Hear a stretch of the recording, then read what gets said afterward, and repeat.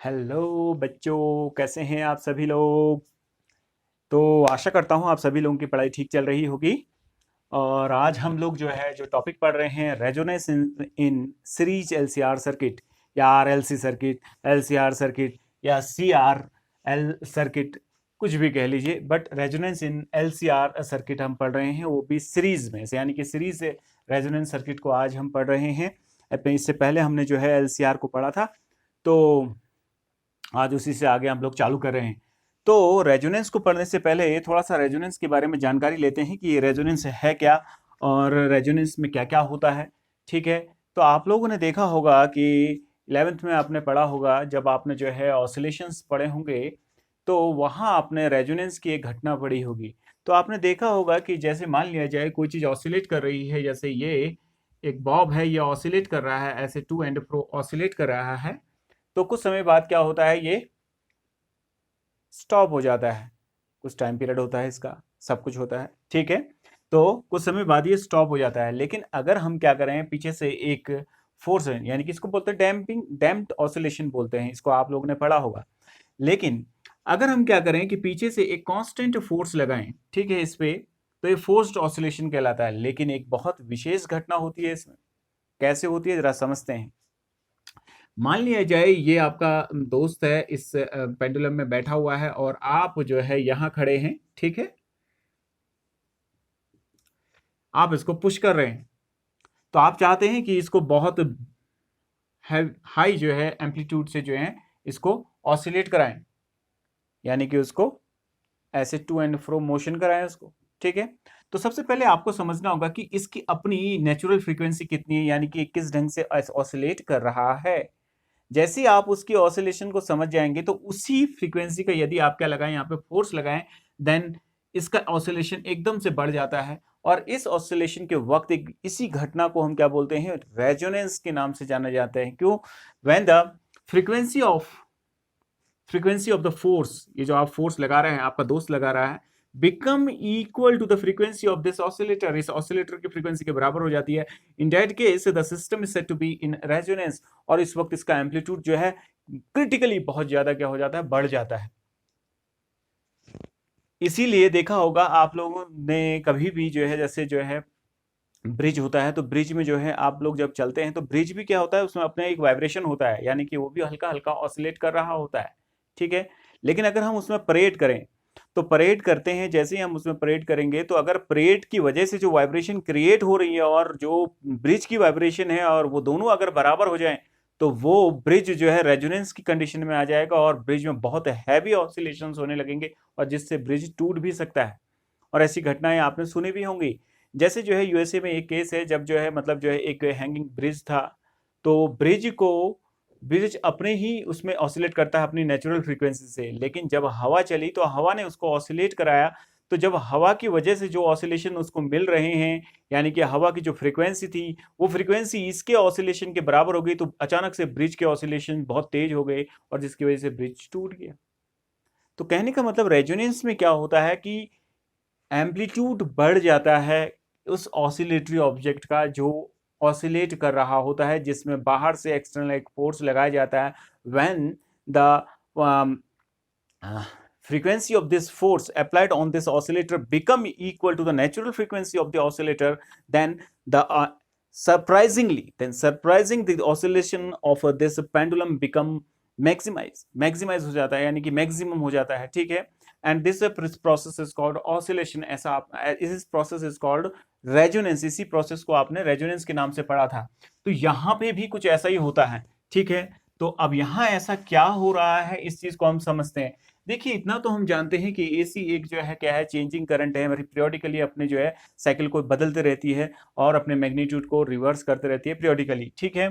तो हर साइकिल में ऐसा आपने पढ़ा था, पीछे हमने इस लेक्चर्स में देखिए, मैंने वहां आपको बताया होगा। तो ये जो है, ये देखो, ये ओमेगा एंगुलर फ्रीक्वेंसी से ये ऑसिलेट कर रहा है, जो कि 2 पाई इन न्यू के बराबर है। यदि हम फ्रीक्वेंसी को इस ढंग से एग्जैस्ट करें कि जो एक्सेल, जो इसका एक्सेल है, यानी का मतलब जो इंडक्टिव रिएक्टेंस है, उसमें कितना होता है, वो कितना होता है, ओमेगा एल। और X C is equal to कितना होता है, ओमेगा 1/ओमेगा सी। जब ऐसा करते हैं हम इस ढंग से जो है इस फ्रीक्वेंसी को सेटअप करें कि ये ओमेगा ये एक्सएल जो है एक्सी के बराबर हो जाएगा, तो अचानक से सर्किट में बड़ा जबरदस्त परिवर्तन आएगा। उस परिवर्तन का क्या चेंज आएगा देखिए जरा। अगर मैं ऐसा कर देता हूं तो उस केस में जो इंपिडेंस होता है सर्किट का वो कितना होता है, जेड इज इक्वल टू, देखो हमने इंपिडेंस पढ़ा था वो कितना था, XL minus XC whole square plus R square. If XL become equal to XC at resonance, XL is equal to क्या हो जाता है, एक्सी हो जाता है। तो एक्सएल इज इक्वल टू यदि एक्सी हो जाए तो in that case Z is equal to क्या हो जाएगा, ये तो XL minus XC become zero, ठीक है, because XL is equal to XC लिखा हुआ है मैंने, plus R square which is equal to R. That is surprisingly इस पूरे सर्किट का रेजिस्टेंस जो है बहुत ही कम हो जाता है अगर हम ऐसा करते हैं, ठीक है। और ऐसा कब होता है, देखिए हमने पढ़ा था, ग्राफ पढ़ा था जरा, यदि हम अपने ग्राफों को जरा ध्यान से देखें तो जो हमने एक्सी यहाँ पे जो है हमने रिएक्टेंस को लिखा था, तो रिएक्टेंस ये एक्सी एक्सएल और आर को शो कर रहा है, यानी कि यहाँ पे रेजिस्टेंस को शो कर रहा है, और ये फ्रीक्वेंसी कर लेते हैं यहाँ पे, या ओमेगा कर लेते हैं, कुछ भी कर लीजिए, ठीक है। तो आप देखिए जब एक्सी को आप देखते हो तो एक्सी क्या होता है, XC is equal to inversely proportional to क्या होता है आपका, फ्रीक्वेंसी होता है। फ्रीक्वेंसी होता है नहीं होता है बेटा, 2 pi nu. XC is equal to कितना होता है, 1 अपॉन ओमेगा सी होता है, और XC is equal to 1 by 2 pi nu C, ऐसा होता है। यानी कि एक्सी इज इनवर्सली प्रोपोर्शनल, तो so the graph of XC become this, ऐसा हो जाएगा। और एक्सएल कितना होता है, XL is equal to omega L, and XL is equal to कितना हो जाएगा आपका 2 pi nu L, that is XL is directly proportional to nu, it means the graph of XL is your this, ठीक है। क्योंकि resistance जो है frequency के ऊपर निर्भर नहीं करता, तो रेजिस्टेंस को आप कहीं पे भी बना सकते हैं, इधर भी बना सकते हैं, इधर भी बना सकते हैं, इधर भी बना सकते हैं, because it is independent of frequency. It is the graph between resistance and the frequency of the applied AC, ठीक है। तो जैसे ही ये लगेगा, देखो ये दोनों तो इफेक्ट करते हैं, because these two that is XC depend on the frequency of the applied AC and XL is depend on the frequency of the applied AC, ठीक है, उन दोनों के ऊपर डिपेंड करता है। तो एक पॉइंट ऐसा आता है इसमें जहां पे XL become equal to XC हो जाता है, वो पॉइंट ये है। तो इस पॉइंट यानी कि इस पॉइंट पे क्या होता है कि जो सर्किट का इंपीडेंस है यानी कि रेजिस्टेंस है, यानी कि that is the resistance offered by this LCR circuit become minimum. अगर रेजिस्टेंस मिनिमम हो जाएगा तो रेजिस्टेंस किसको नहीं चलने देता है, करंट को, यानी कि करंट को नहीं चलने देता है। अगर करंट रेजिस्टेंस कम हो गया तो करंट ऑटोमेटिकली क्या हो जाएगी आपकी, बढ़ जाएगी, यानी कि सर्किट में amplitude of current become maximum, बहुत ज्यादा हो जाएगा, एंड यही रेजोनेंस है। और क्योंकि रेजिस्टेंस किसी चीज के ऊपर डिपेंड नहीं करता तो उसका ग्राफ ऐसा हो जाएगा। या आप इसको समटाइम्स बुक उसको यहां से भी दिखाते हो तो ऐसा मत समझना कि ये गलत बना है, ठीक है, because resistance is independent of frequency, resistance independent रहती है फ्रीक्वेंसी के, but XC that is the capacitive reactance and XL that is the inductive reactance, both are depend on the applied frequency of the AC. So a point is shown in this graph where XL become equal to XC. In that case the impedance of the circuit become minimum, बहुत ही कम हो जाता है, और उस case को ही हम resonance in the circuit बोलते हैं। देखो यहाँ पे बिल्कुल क्या हुआ, एम्पलीट्यूड बढ़ गया, जैसे वहां पे था जब आपका दोस्त झूला झूल रहा था तो आपने जो फोर्स लगाया उस पे, तो वो फोर्स की जो फ्रीक्वेंसी थी, when this become equal to the frequency of the oscillating object, then surprisingly the amplitude of the oscillator become maximum, बहुत ज्यादा हो जाता है। समझ रहे होंगे इस बात को। तो ऐसे ही यहां पे भी हुआ, when XL become equal to XC the current in the circuit become maximum, बहुत तेजी से बढ़ जाता है। तो what is the resonance in LCR circuit, यदि आपसे कोई पूछता है तो वो अब हम पढ़ रहे हैं, ठीक है। थोड़ा सा देखिए जरा, तो मैं वही लिख रहा हूं, एट रेजोनेंस,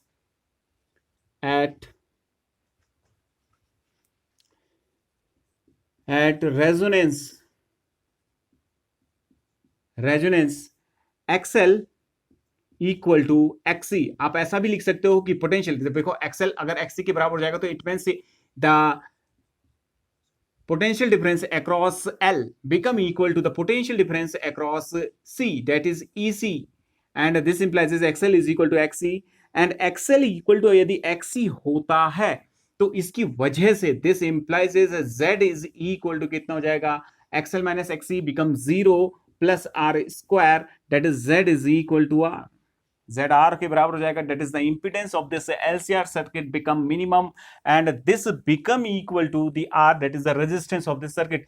यानी कि इन दोनों का कोई काम ही नहीं रह गया अब यहाँ पे अभी के लिए समझने के लिए, ठीक है। तो यानी कि जो है जो रेजिस्टेंस ऑफर करेगा इस जाती हुई करंट को, आई को, जो करंट देखो दिख रहा है, तो इन दैट केस जो है करंट कैसा नजर आएगा देखते हैं जरा। That is the current in the circuit become maximum, that is I naught is equal to E naught upon Z which is equal to E naught upon R. देखिए एक बात यहां से बड़ा सिमिलरली, यानी कि पूरा सर्किट के अंदर जो है ये और ये दोनों कंपोनेंट अब रेजिस्टेंस को कोई भी मतलब जो है करंट को कोई भी रेजिस्टेंस ऑफर नहीं करेंगे, बस केवल रेजिस्टेंस ही रेजिस्टेंस जो है करंट को रेजिस्टेंस ऑफर करेगा। तो इसका मतलब तो ये तो प्योरली रेजिस्टेंस का केस है। तो इस वक्त जो है सर्किट जो है प्योरली रेजिस्टिव हो जाता है, प्योरली रेजिस्टिव। तो मैं ऐसा कह सकता हूं कि जब ऐसा होता है that is at resonant XL is equal to XC हो जाता है, तो उस केस में ऐसा होता है और सर्किट में मैक्सिमम करंट ऐसे दौड़ने लगती है। This is the maximum value of current, max value of current. तो यह आ गया। अब हम जरा थोड़ा सा और समझने का प्रयास करते हैं इसमें। तो XL is equal to XC हो गया, तो ये कितना हो जाएगा, omega L is equal to 1 upon omega C, ठीक है। तो क्योंकि एट रेजन ओमेगा नॉट को मैं here omega is equal to omega naught is equal to resonant angular frequency.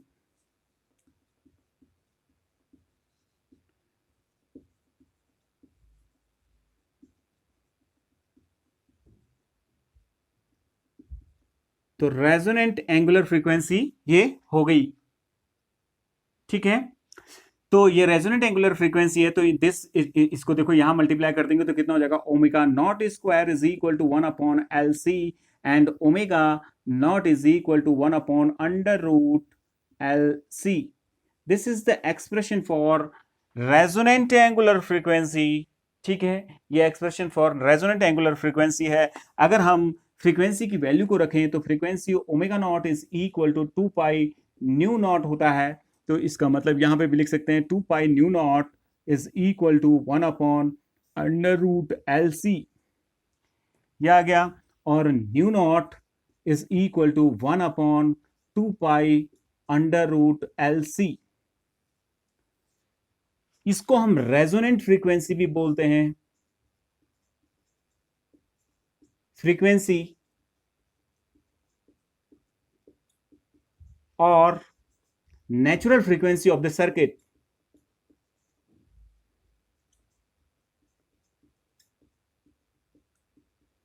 Of the circuit, ये सर्किट की नेचुरल फ्रीक्वेंसी है, यानी कि सर्किट नेचुरली इतना जो है एडजस्ट कर दिया उसने अपने आप को कि उसके अंदर मैक्सिमम करंट क्या कर सके, दौड़ सके। ये हमने यहां पे देखा, ठीक है।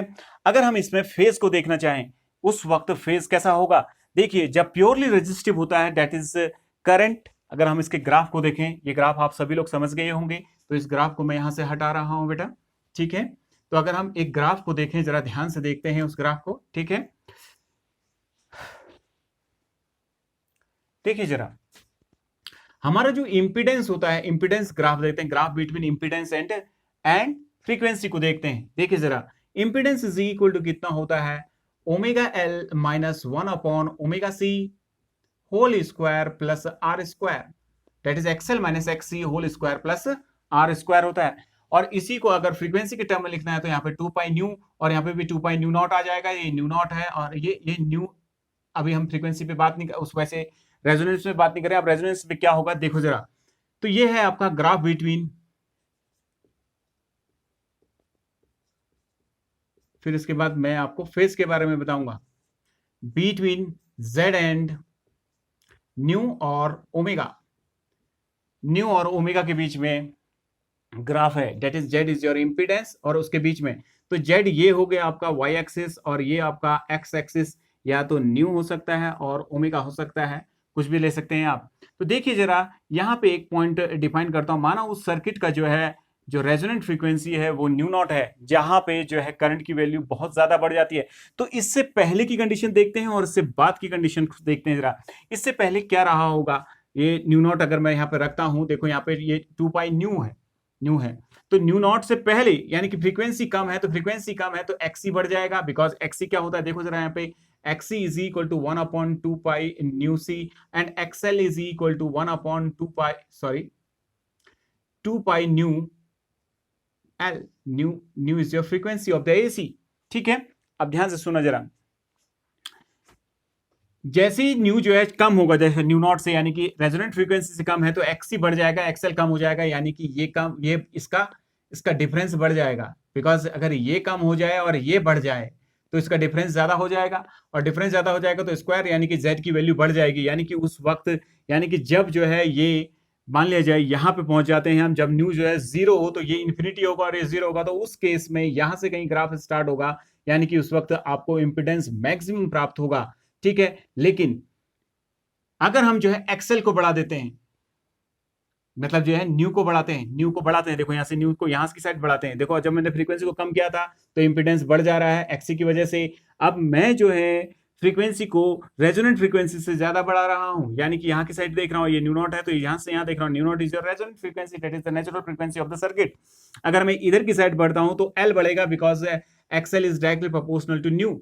एक्सएल जो है न्यू के डायरेक्टली प्रोपोर्शनल है, तो जाहिर सी बात है ये बढ़ेगा, लेकिन ये कम हो जाएगा बिकॉज ये इनवर्सली प्रोपोर्शनल, एक्सी कम हो जाएगा, अगेन दोनों का डिफरेंस बढ़ जाएगा। यानी कि जो है एक्स न्यू के बढ़ने से, रेजोनेंट फ्रीक्वेंसी ज्यादा होने पे भी जेड जो है बढ़ रहा है, और न्यू से के जो है न्यू नॉट से कम होने पर भी जो है जेड बढ़ रहा है। तो यानी कि ग्राफ कुछ ऐसा आएगा बेटा।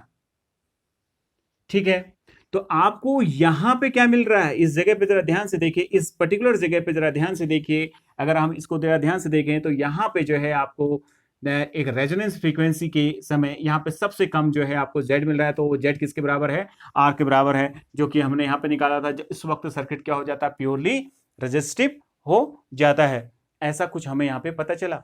तो ये हमें एक बहुत ही इंपॉर्टेंट बात जो है यहाँ से पता चली। तो पहला ग्राफ हमने यहाँ पे ड्रॉ किया था, graph between Z and nu और ओमेगा, कुछ भी कह लीजिए आप। ठीक है, तो उस वक्त ग्राफ, तो इससे पहले दैट इज, अगर आपसे क्वेश्चन पूछ लेता है कि न्यू नॉट से पहले यानी कि जो है रेजोनेंट फ्रीक्वेंसी से पहले सर्किट किसकी तरह बिहेव करेगा, तो जाहिर सी बात है in that case x become, new not से पहले लेस देन न्यू हो, तो उस केस में जो है XC is greater than XL, ऐसा हो रहा है। तो इन दैट केस सर्किट कैसा हो जाएगा, कैपेसिटिव इन नेचर होगा, यानी कि यहां से लेके यहां तक सर्किट कैपेसिटिव इन नेचर होगा।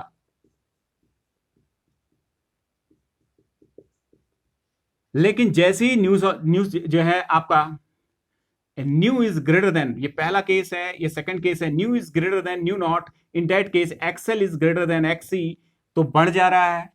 तो यानी कि एक्सएल डोमिनेट कर रहा है, इंडक्टर डोमिनेट कर जा रहा है। तो इंडक्टर अगर सर्किट में डोमिनेट जाएगा तो सर्किट क्या हो जाएगा, कैपेसिटिव हो जाएगा, सॉरी इंडक्टिव हो जाएगा।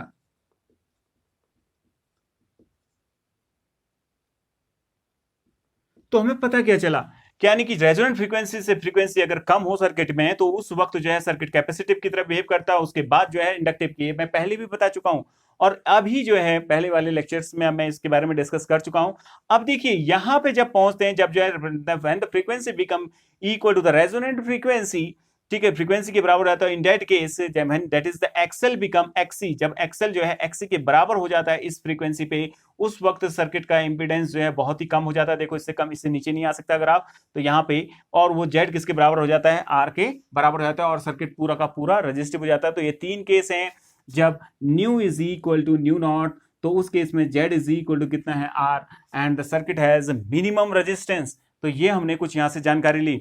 अब देखते हैं इसके फेज को, अब इसके फेज को समझने का प्रयास करते हैं। ठीक है, देखिए, मैं the maximum current in the circuit is given by E naught is equal to, sorry I naught is equal to E naught upon Z, where Z is equal to R at resonance. ठीक है, तो ई naught upon ये हो जाएगा आपका are. तो अब हम जो है इसको थोड़ा सा और देख लेते हैं, जरा इसको मैं मिटा दे रहा हूं बेटा, आप लोग जो है पॉज करके फिर देख लेना। ठीक है, अब यहाँ पे देखिए जरा, तो phase angle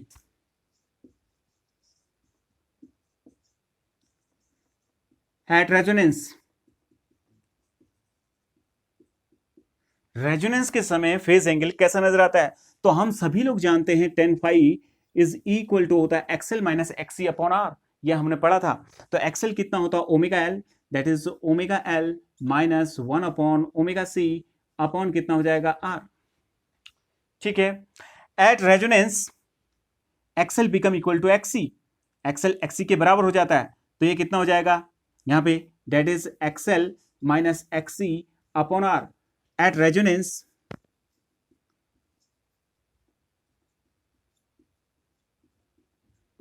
XL is equal to XC, XL XC के बराबर है तो tan फाई किसके बराबर हो जाएगा? tan phi is equal to 0, this implies is phi is equal to 0। इससे 5 का पता, यानी कि phase angle that is the phase difference between current and voltage become 0।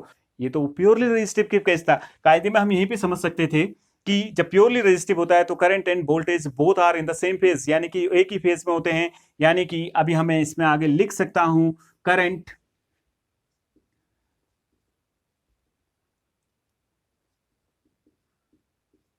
And voltage are in phase, phase में होंगे यानी कि एक ही दिशा में होंगे। यानी कि करंट अगर ऐसे चल रही, वोल्टेज अगर ऐसे चल रही है तो करंट भी उसी दिशा में होगी। ठीक है, सेम, यानी कि दोनों के बीच में एंगल यानी कि फाई कितना होगा आपका? 0 होगा। तो अगर इसका हम फेज का ग्राफ बनाना चाहें तो कैसे बनाएंगे? तो फेज का ग्राफ बना रहे हैं, जरा देखिए, फेज और फ्रीक्वेंसी के बीच में ग्राफ बना रहे हैं। ये फ्रीक्वेंसी है या ओमेगा है, कुछ भी समझ लीजिए। ठीक है, तो देखिए जरा एट 90, देखो जरा इसको जरा देखते हैं, इस चीज को जरा देखते हैं, यहां पे जरा समझने का प्रयास कीजिए। तो X tan phi is equal to, समझते हैं, tan phi is equal to कितना है? 2 pi nu L minus 2 pi 1 upon 2 pi nu C upon R. जब जो है ये मान लीजिए रेजोनेंट फ्रीक्वेंसी है, this is your nu not.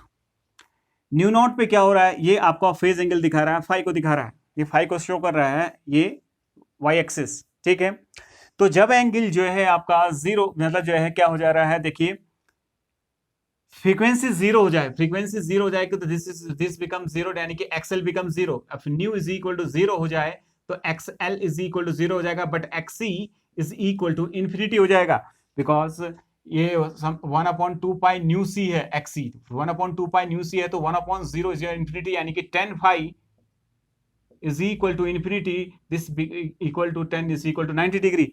यानी कि ये माइनस में आएगा, बिकॉज जो है अगर ये ज्यादा होगा देखो तो नेगेटिव आएगा। XC, if XC become more as compare to XL, ये एक्सएल है, tan फाई क्या है आपका? XL minus XC upon R. ठीक है, यदि एक्सी बढ़ जाएगा तो सर्किट क्या हो जाएगा? नेगेटिव हो जाएगा। तो यानी कि नेगेटिव 90 में ये लिख दिया मैंने। ऐसे हम देखते जाएंगे, दूसरी फ्रीक्वेंसी में कम कम वैल्यू होती चली जाएगी, और यहां से जो है ऐसे करके ग्राफ जाएगा, ऐसे करके। लेकिन अगर जैसे जैसे मैं फ्रीक्वेंसी को फिर आपका बढ़ाता हूं, इससे फ्रीक्वेंसी इससे ज्यादा बढ़ाता हूं, तो इसकी वैल्यू बढ़ेगी, इसकी वैल्यू घटती चली जाएगी, और एक वैल्यू ऐसी आएगी जब ये पूरा का पूरा जो है क्या हो जाएगा? इंडक्टिव हो जाएगा। कब होगा? वो भी 90 पे होगा, लेकिन पॉजिटिव 90 पे होगा। व्हेन दिस एंड ये जो है ये क्या हो जाएगा आपका? 90 पे। यानी कि जब इसकी वैल्यू हमने बहुत इन्फिनिटली लार्ज कर दी, बहुत ज्यादा कर दी इसकी न्यू की वैल्यू, तो ये क्या हो जाएगा? 5 आ जाएगा, तो अगेन 90 हो जाएगा, लेकिन उस वक्त पॉजिटिव आएगा, पॉजिटिव 90 आएगा। तो कैसा होगा देखो ग्राफ?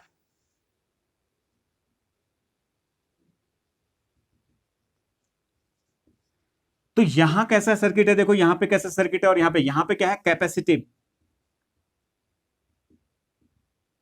और यहां पे कैसा है? इंडक्टिव। तो आपने देखा होगा इंडक्टर में 90 डिग्री आगे चलता है करंट, और ये क्या है? उसमें क्या चलता है आपका? कैपेसिटर में 90 डिग्री जो है करंट आगे चलती है, वोल्टेज पीछे चलता है। ये हमारे पास आ गया। हमारा फेज डायग्राम ऐसा था, देखा होगा। यहाँ क्या था? EL था, और यहाँ क्या था? EC था, और यहाँ क्या था? ER और I था। तो ये हो गया, यानी कि जब ये ज्यादा हो जाएगा तो इस साइड की ओर करंट जाएगी, और जब इस साइड की ओर वोल्टेज डोमिनेटिंग हो जाएगा, अगर ये ज्यादा हो जाएगा तो इस वक्त जो है आपका ये ईसी ज्यादा हो जाएगा, तो इस वक्त जो है ये डोमिनेटिंग हो जाएगा, करंट आगे चलेगी। ऐसा हमने पढ़ा था, ठीक है।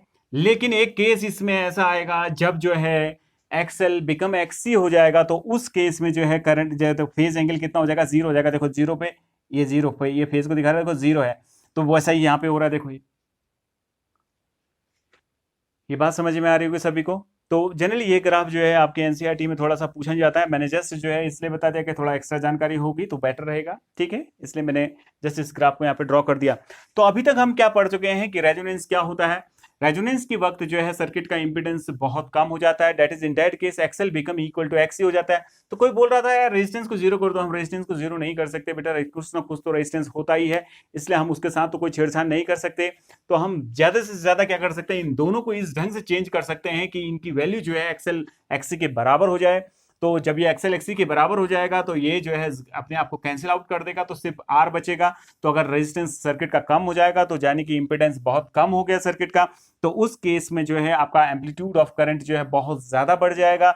और इस केस में जो सर्किट की फ्रीक्वेंसी होगी वो nu naught is equal to 1/2 under root L C के बराबर होगी, ठीक है, या इसकी angular frequency omega naught is equal to 1/√LC के बराबर होगी। तो ये हमने यहाँ पे कुछ जानकारी ली। अब देखिए इसी में और चीजें भी अब हम देखते हैं। जब हमने ऐसा पढ़ लिया, यानी कि फेज को भी हमने पढ़ चुके हैं, तो फेज में क्या पता चला कि both current and voltage are in the same phase. अब हम देख रहे हैं ग्राफ, दूसरा ये फेज वाला ग्राफ था, अब देख रहे हैं graph between current and frequency.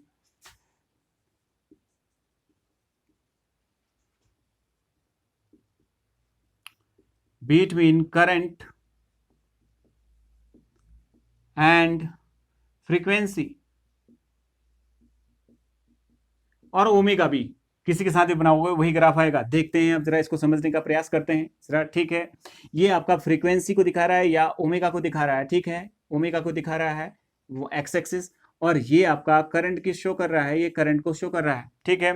तो देखिए क्या हुआ, फ्रीक्वेंसी यहाँ पे मान लिया जाए ये रेजोनेंट फ्रीक्वेंसी है न्यू नॉट, तो उस वक्त करंट क्या हो रही है, मैक्सिमम हो रही है। बाकी इससे पहले जो है क्या हो रहा है, इससे पहले हमने देखा रेजिस्टेंस ज्यादा है, देखो इससे पहले, देखो यहाँ पे देखो, इससे पहले रेजिस्टेंस ज्यादा है तो करंट कम होगी, तो यहाँ वैल्यू का नीचे आएगी, और इसके बाद फिर अगेन रेजिस्टेंस बढ़ जा रहा है। देखो ये ग्राफ को पता चल रहा है, देखो यहाँ रेजिस्टेंस इंपीडेंस बढ़ रहा है, और इससे पहले यानी कि जब जो है कैपेसिटिव हो रहा है सर्किट, तो उस वक्त भी रेजिस्टेंस बढ़ रहा है। तो इन दोनों ही केसों में रेजिस्टेंस बढ़ रहा है, लेकिन एक केस ऐसा है जहां पे जो है रेजिस्टेंस कम रहता है, उसी वक्त करंट ज्यादा होगी, यानी कि यहां और यहां इसके इधर लेफ्ट और राइट साइड में इंपेडेंस बहुत ज्यादा है, करंट क्या होगी, कम होगी।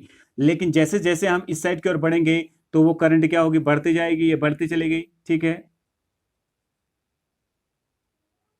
ये बढ़ गई, ठीक है। और जैसे जैसे हम इससे साइड जाएंगे तो करंट डाउन होती चली जाएगी, तो ये हो गया। तो this is the maximum value of current that you have find in this LCR circuit at resonance, that is I naught आ जाएगी, and the value of that one is your E naught upon R, that is E naught upon Z होता है। Here Z become equal to R, Z किसके बराबर हो जाता है बेटा, R के बराबर हो जाता है। तो ये बहुत ही इंपॉर्टेंट ग्राफ है, ये अक्सर आपसे जो है एनसीआर में यानी कि सीबीएसई बोर्ड में ये जो है इससे संबंधित जो है आपसे कुछ पूछ सकता है, ठीक है। तो इस चीज को आप याद रखेंगे। तो इससे पहले जो है कैपेसिटिव है, उसके बाद क्या है, ये कैपेसिटिव है, और इससे बाद क्या है, इंडक्टिव है, यानी कि रेजोनेंस के बाद जो है इंडक्टिव है, और रेजोनेंस से पहले जो है सर्किट कैपेसिटिव की तरफ बिहेव करता है। जैसे आपसे प्रश्न पूछा जाए कि कैपेसिटिव कब बिहेव करता है, तो रेजोनेंस से पहले, रेजोनेंस फ्रीक्वेंसी से पहले, यानी कि कम फ्रीक्वेंसी होगी तब ऐसा करेगा, जब रेजोनेंस फ्रीक्वेंसी से ज्यादा फ्रीक्वेंसी होगी तब ऐसा मतलब जो है इंडक्टिव की तरफ बिहेव करेगा। एट रेजोनेंस इंपेडेंस कम हो जाएगा, मैक्सिमम करंट प्राप्त होगी। तो आपसे एक बात ये पूछा जाता है कि किस फैक्टर के ऊपर जो है आपका जो है ये रेजोनेंस का पॉइंट जो है डिपेंड करता है। रेजोनेंस का पॉइंट जो है इन फैक्टर्स के ऊपर डिपेंड करता है। देखो एक्सी किसके ऊपर डिपेंड है, 1/2 पाई न्यू सी इसके ऊपर डिपेंड है। देखो एक्सी को यदि आप देखें, in which factor the XC will depend, and in which factor XL will depend, तो आप अगर देखें तो ये omega L that is 2 pi nu L. तो रेजोनेंस फ्रीक्वेंसी किसके ऊपर, ये कब इक्वल होंगे, जब हम न्यू न्यू यानी कि फ्रीक्वेंसी के ऊपर निर्भर हो गया, जो कि हमने ग्राफ भी देखा था इससे पहले, मैंने जो ग्राफ बनाया था, ठीक है। और सी और एल के ऊपर इनकी वैल्यूज क्या करती हैं, डिपेंड करती हैं, आर के ऊपर निर्भर नहीं करती है। जैसे कहेगा कि मैंने आर की वैल्यू को चेंज कर दिया, क्या रेजोनेंट फ्रीक्वेंसी की वैल्यू शिफ्ट कर जाएगी सर्किट के लिए, यानी कि रेजोनेंट फ्रीक्वेंसी की वैल्यू जैसे यहाँ पे प्राप्त होती है क्या यहाँ चली जाएगी, नहीं करेगी। क्यों, because resonant frequency does not depend on the resistance of the circuit, circuit के रेजिस्टेंस के ऊपर निर्भर नहीं करती है। It depend on nu that is the frequency of the applied AC, और C and L that is the capacity of the capacitor, and L that is the inductance of the inductor, उसके ऊपर depend करती है, ठीक है। यानी कि इन चीजों को यदि आप बदलें तो ये शिफ्ट कर सकता है। जैसे मान लिया जाए फ्रीक्वेंसी कम हो गई, फ्रीक्वेंसी कम हो गई तो कैपेसिटी भी नेचर होगा, तो अगर आपको लाना है तो इधर की साइड आने लगेगा ग्राफ ये, और अगर इंडक्टिव होगा तो इधर की साइड जाने लगेगा ग्राफ। समझ में आ रही बात ये? तो इस टाइप से कुछ जो है ये अपनी फ्रीक्वेंसी को क्या करेगा, एडजस्ट करता है, ठीक है। ये आप लोगों को बात को समझना है। तो मेन क्या है कि रेजोनेंस की जो फ्रीक्वेंसी है उसको आर इफेक्ट नहीं करता, हाँ, लेकिन आर एक बहुत महत्वपूर्ण काम करता है, ये बहुत ही जबरदस्त है। इस पीक को, पीक वैल्यू ऑफ करंट को अफेक्ट कर देगा। क्यों, peak value of current is inversely proportional to the resistance के ऊपर डिपेंड है। यदि मान लिया जाए इसी ग्राफ में, इस ग्राफ को, पहले इस ग्राफ बनाना आपको इतना ही है बेटा, लेकिन अगर आपको समझ रहे हैं तो कि अगर मान लिया जाए आपने क्या किया कि पहले जो है इस सर्किट में आर रेजिस्टेंस लगाया, अब आपने अगले वाले में 2R लगा दिया, तो अभी वैल्यू क्या होगी, रेजोनेंस फ्रीक्वेंसी तो वही रहेगी, लेकिन ये 2R पे है ग्राफ, ये 2R पे है, ये R पे ग्राफ है। आपने 3R कर दी और कम हो जाएगी पीक वैल्यू ऑफ करंट। देखो पीक वैल्यू ऑफ करंट अब ये हो गई, पीक वैल्यू ऑफ करंट ये हो गई, because the peak value of current here is your E0 upon 2R। यहां पे कितनी हो जाएगी, E0 अपॉन 3R। देखो वैल्यू कम हो गई, बट रेजोनेंस फ्रीक्वेंसी की जगह में कोई चेंजेस नहीं आए, वो इंडिपेंडेंट ऑफ R होती है, यानी कि वो वहीं पे है, दिख रहा होगा आपको। ये बात सबको समझ में आ रही है? तो ये हमें जो है कुछ बहुत ही इंपॉर्टेंट बात पता चली। तो अभी हम इसको हटा देते हैं, ये आप लोग समझ चुके होंगे, इसको भी आप बना लेना, ठीक है। अभी मैं कुछ और भी इसमें समझाना चाह रहा हूं। अब आते हैं पावर में, क्योंकि जाहिर सी बात है इस वक्त हमें बहुत ज्यादा जो है करंट प्राप्त हो रही है, तो जाहिर सी बात है सर्किट में पावर बहुत जबरदस्त ढंग से बढ़ जाएगी, क्योंकि power is equal to I square R के बराबर होता है। तो जाहिर सी बात है पावर बहुत ही ज्यादा जो है सर्किट में नजर आएगी। तो अब मैं पावर को यहां पे बनाना चाह रहा हूं, पावर की ग्राफ को। तो पहले पावर को निकाल लेते हैं, देन पावर की ग्राफ को ड्रॉ करते हैं, ठीक है। तो ये पावर कितनी होगी, उस पावर को देख रहे हैं, जरा देखिए जरा पावर कैसा है, ठीक है। तो power in an AC circuit is given ERMS, IRMS, ERMS cos phi होता है फॉर एट रेजोनेंस क्या होता है बेटा, फाई इज इक्वल टू कितना हो जाता है, फाई इज इक्वल टू 0। देखो लिखा होगा कहीं पे, मैंने यहाँ पे क्या हो जाता है, प्योरली रेजिस्टिव है, दैट इज अभी यहाँ पे निकाला था फेज एंगल, तो फाई कितना था आपका, 0 था, तो यहाँ पे भी कितना लिख देंगे, 0 रख देंगे। तो एट रेजोनेंस इसकी वैल्यू कितने के बराबर होती है बेटा, I0 अपॉन √2। इसकी वैल्यू कितनी होती है, E0 अपॉन √2। तो ये कितनी हो जाएगी, E0 upon 2। E0 is equal to कितना हो जाएगा आपका, I0 into R, V is equal to RI, Ohm's law, ठीक है।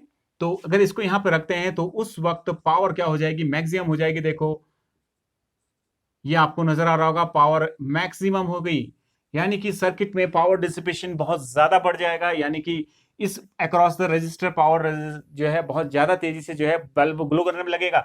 जैसे मान लीजिए यहाँ पे एक बल्ब लगा दें आप, और पूछेगा रेजोनेंस के वक्त जो है कैसा होगा ये, तो रेजोनेंस के वक्त जो है इसका जो है बल्ब की जो ब्राइटनेस है बहुत ज्यादा बढ़ जाएगी, ठीक है। क्यों बढ़ जाएगी, क्योंकि पावर लॉस है एट दिस रेजिस्टेंस विल क्या कर जाएगा, इंक्रीज कर जाएगा, that is the power dissipation at resistance जो है बहुत तेजी से बढ़ जाएगा, बिकॉज करंट जो है बहुत तेजी से इंक्रीज कर जाएगी। तो ये हमारा यहाँ पे कुछ पता चला, ठीक है। अब बोलेगा कि अगर जो है एक्सी की वैल्यू ज्यादा हो या एक्सएल की वैल्यू ज्यादा हो तो उस वक्त पावर डिसिपेशन कैसा होगा, कम होगा। क्यों होगा, बल्ब की ब्राइटनेस कम हो जाएगी। क्यों हो जाएगी बल्ब की ब्राइटनेस कम, क्योंकि उस वक्त जो है ये भी जो है जो है रेजिस्टेंस ऑफर करेगा, तो कुल रेजिस्टेंस जेड जो है आपका एक्सएल और एक्सी के ऊपर भी डिपेंड हो जाएगा। XL minus XC whole square plus R square, यानी कि ये भी एग्जिस्ट करने लग जाएंगे और इनकी वैल्यू बहुत ज्यादा हो जाती है। जब एक्सी फ्रीक्वेंसी जो है रेजोनेंस फ्रीक्वेंसी से कम होती है तो एक्सी की वैल्यू इंक्रीज कर जाती है। अगेन जेड बहुत तेजी से बढ़ता है, जो मैंने ग्राफ बनाया था रेजिस्टेंस का, तो उसमें जो है रेजिस्टेंस बहुत तेजी से इंक्रीज कर जाएगा, करंट डाउन हो जाएगी, करंट डाउन हो जाएगी तो पावर क्या हो जाएगा, कम हो जाएगा। तो यानी कि यहाँ पे पावर डिसिपेशन कम हो जाएगा इस पर्टिकुलर बल्ब पे। तो ये हमें यहाँ पे कुछ इंपॉर्टेंट जानकारी मिली। अब इसके ग्राफ को हम ड्रॉ करते हैं, ये पावर को शो कर रहा है और ये फ्रीक्वेंसी या एंगुलर फ्रीक्वेंसी को बता रहा है, ठीक है। तो एट रेजोनेंस पावर डिसिपेशन जो है मैक्सिमम है, तो कुछ ऐसा ग्राफ आएगा, ठीक है, सेम करंट का ग्राफ। तो ये है आपका मैक्स पावर पी मैक्स, तो इतना पावर क्या होगा, डिसिपेट करेगा। सेम जैसे करंट का है वैसे पावर का भी ग्राफ यहाँ पे आप बना सकते हैं, ठीक है। तो अभी तक हमने जो ग्राफ पढ़े वो एक मैक्सिमम करंट और फ्रीक्वेंसी के बीच में ग्राफ पढ़ा था, ठीक है, पावर और फ्रीक्वेंसी के बीच में पढ़ा, और फिर हमने फेज एंगल और फ्रीक्वेंसी के बीच में पढ़ा, और इम्पीडेंस और फ्रीक्वेंसी के बीच में हमने ग्राफ को देखा। तो ये हमें कुछ पता चला। अब देखिए, जब भी आपसे रेजोनेंस के बारे में पूछेगा तो आप लिखेंगे क्या, तो आप सिंपल सा लिख सकते हैं, कुछ भी नहीं लिखना है। तो आप बोलेंगे resonance is a condition in A series LCR circuit at which the impedance of the circuit become minimum, that is at this case the inductive reactance of the circuit become equal to the capacitive reactance of the circuit, and the natural frequency of the circuit become equal to 1 upon 2 pi under root LC. In this case, the circuit behave like a purely resistive circuit, and both current and voltage are in the same phase. दोनों के दोनों same phase में होते हैं, that is the phase difference between current and voltage become zero, that is pi is equal to 0. ऐसा कुछ हमने पढ़ा, तो ये हमें यहाँ पे पता चला। फिर आपसे पूछ सकता है कि जैसे जो है इस सर्किट में यदि हम क्या कर रहे हैं, रेजोनेंस से कम फ्रीक्वेंसी ले लें या रेजोनेंस से ज्यादा फ्रीक्वेंसी ले लें, तो उस वक्त क्या होगा। यदि हम रेजोनेंस से कम फ्रीक्वेंसी ले लेते हैं तो सर्किट जो है कैपेसिटिव सर्किट की तरह बिहेव करेगा, और यदि जो है हम फ्रीक्वेंसी को जो है रेजोनेंस फ्रीक्वेंसी से ज्यादा लेंगे तो सर्किट जो है आपका इंडक्टिव सर्किट की तरह बिहेव करेगा। तो इन दोनों के बीच में एक पॉइंट ऐसा लाई करेगा जहां पे जो है मैक्सिमम करंट जो है सर्किट के अंदर बहने लगेगी। तो ये हमें कुछ यहाँ पे जानकारी प्राप्त हुई। अब मैं एक चीज और बताता हूं जो कि बहुत ही इंपॉर्टेंट है आपके जानने के लिए। अब वो क्या चीज है उस चीज को देखते हैं, ठीक है। देखिए, एक मिनट बचाओ, मैं देख रहा था कि रिकॉर्ड हो रहा है नहीं हो रहा है, ठीक है। तो देखिए जरा, यदि मैं एक एग्जांपल ड्रॉ करके आपको समझाता हूं, माना कि जो है एक्सएल की वैल्यू, ये जो यहाँ पे ये जो एक्सएल है, एक्सएल इज इक्वल टू 20 दे दिया जाए ओम, और एक्सी इज इक्वल टू 20, क्योंकि रेजोनेंस के वक्त जो है ये दोनों की वैल्यू सेम होगी, तो मैं रेजोनेंस के वक्त कुछ देखना चाह रहा हूं। तो एक्सएल इज इक्वल टू 20 दे दिया, XC is equal to 20 ohm दे दिया, और R is equal to 5 ohm provide कर रखा है आपको, ठीक है। और यहां से जो पावर सप्लाई वोल्टेज सप्लाई कर रखी है वो 100 वोल्ट की है। तो उस वक्त देखते हैं तो करंट मैक्सिमम इसमें फ्लो कर सकती है, आई इज इक्वल टू कितना हो जाएगा, E upon Z, which is equal to E upon R, that is 100 upon 5, which is equal to 20 ampere. और वोल्टेज अक्रॉस रेजिस्टेंस कितना हो जाएगा, ER I into R, I is your 20, क्योंकि series में है तो सब में करंट क्या होगी, सेम होगी। और करंट रेजिस्टेंस कितना माना मैंने, 5 ओम माना, देखो यहाँ पे 5 ओम मान रखा है, ठीक है। तो इंटू 5 दैट इज 100 वोल्ट, यानी कि जितना वोल्ट आपने यहाँ अप्लाई किया उतना ही वोल्टेज यहाँ पे ड्रॉप होगा, ठीक है। अब दूसरा, EC is equal to I into X C, which is equal to कितना हो जाएगा, आई कितना है 20, XC is your 20, that is 400 volt. और इसी प्रकार से EL is equal to I into XL, which is equal to 20 into 20, that is 400 volt. आपको क्या पता चल रहा है, देखो सोचो जरा, क्या पता चल रहा है। नॉर्मल मैंने एक क्वेश्चन जस्ट अपने हिसाब से बनाया कि मतलब कुछ एक और चीज बता सकूं मैं इसमें, ठीक है। आपको क्या पता चला, एक बहुत ही इंपॉर्टेंट बात पता चली कि जो कैपेसिटर है और जो इंडक्टर है वहां पे voltage, apply voltage is your 100 volt, ये देखो 100 वोल्ट है अप्लाई वोल्टेज, लेकिन आपको कैपेसिटर और इंडक्टर में बहुत हैवी वोल्टेज मिल रही है। तो इसीलिए इसको वोल्टेज रेजोनेंट सर्किट भी बोलते हैं, क्योंकि वोल्टेज एम्पलीफाई किया, वोल्टेज एम्पलीफिकेशन हो गया, यानी कि voltage become amplify, voltage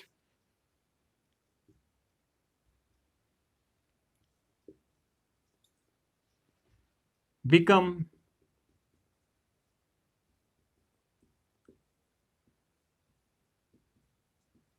amplify. That's why this circuit is also called, series resonance LCR circuit is also called voltage resonant circuit. इसीलिए इसको वोल्टेज रेजोनेंट सर्किट के नाम से भी जानते हैं। तो मैं इसका दूसरा नाम भी यहां पे लिख सकता हूं, और करके मैं दूसरा नाम लिख रहा हूं, जो आप ऐसा भी लिख सकते हैं, वोल्टेज रेजोनेंट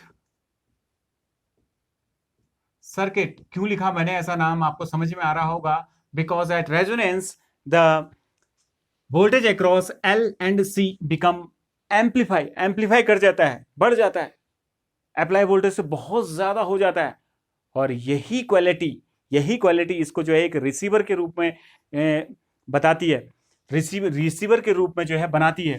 तो रिसीवर के रूप में जो है कैसे काम करता है, जैसे आपका रेडियो ट्यूनर होता है, रेडियो ट्यून करने के लिए देखा होगा, पहले आपको पुराने रेडियो देखोगे उसमें ट्यून करने के लिए, आजकल तो ऑटो ट्यून होता है बेटा, लेकिन पहले क्या होता था, एक वहां पे नोब होता था, उस नोब को आप ऐसे करके एडजस्ट करते थे, तो जिसकी वजह से जो है आपका रेडियो ट्यून करता था। इसी की वजह से रेडियो ट्यून करके जो है आने वाली फ्रीक्वेंसी को ले लेता था। अब कैसे करता है, रेडियो रिसीवर को पढ़ते हैं, इसका एप्लीकेशन जो है रेडियो रिसीवर में होता है। तो application of series LCR circuit is in radio receiver. Radio receiver में कैसे यूज होता है, अब हम इस चीज को समझते हैं, ठीक है। जरा ध्यान से देखिए एक रेडियो रिसीवर कैसे काम करता है, ठीक है। तो ये एंटीना है, this is your A for antenna, ठीक है। और ये एक इंडक्टर है, ये एंटीना है, ये इंडक्टर है, और ये एक कैपेसिटर है, और ये एक कैपेसिटर है। अब क्या करते हैं, ध्यान से देखिए जरा, हम बात कर रहे हैं रेडियो रिसीवर की।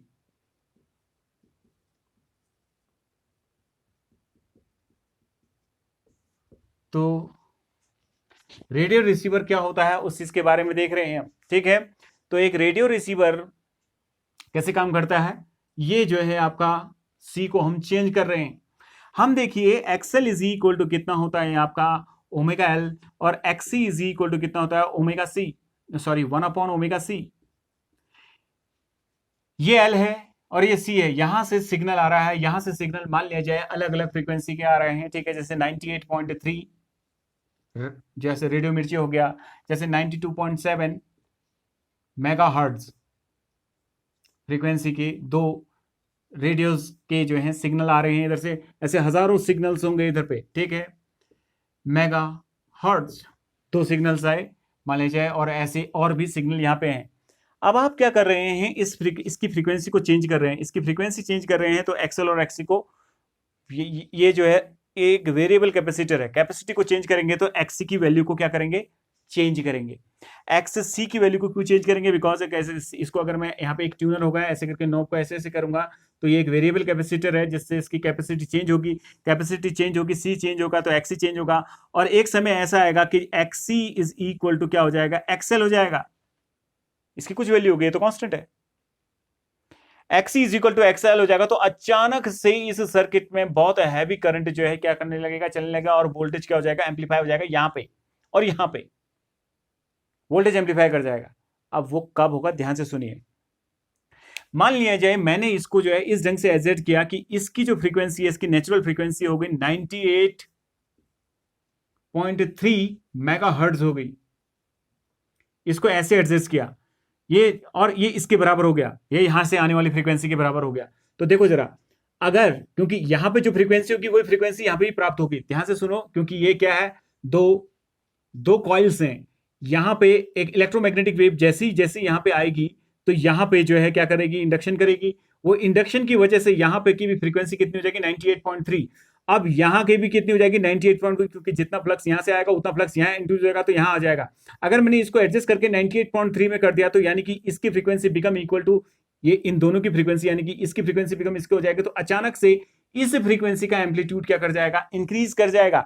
यानी कि सिग्नल जो है, जो हमारा रीडर होगा, सिग्नल को रीड करने वाला एक सर्किट होता है, वो क्या कर लेगा, इस वाली फ्रीक्वेंसी को बड़े आसानी से रीड कर लेगा, क्योंकि यहां से जब ये फ्रीक्वेंसी आएगी तो इनकी एनर्जीज बहुत कम होती है बेटा। तो जैसे ही वो जो है इससे टकराएंगी तो यहां पे सारी टकरा रही हैं, ये भी टकरा रही है, ये भी टकरा रही है, और ऐसे ही बहुत सारी जो है फ्रीक्वेंसीज टकरा रही है, 1 2 3, ऐसे 4, बहुत सारी फ्रीक्वेंसीज आ रही हैं इधर पे। तो लेकिन जब मैं यहाँ के ट्यूनर को जो है इनमें से किसी एक के ट्यून के बराबर करता हूं तो यहाँ की फ्रीक्वेंसी जो है इस natural frequency of this circuit हो जाती है। तो उस केस में क्या हो जाएगा, इसका एम्पलीट्यूड अचानक से जो है बहुत तेजी से बढ़ जाएगा, यानी कि इस वाले सिग्नल का एम्पलीट्यूड बहुत तेजी से बढ़ेगा।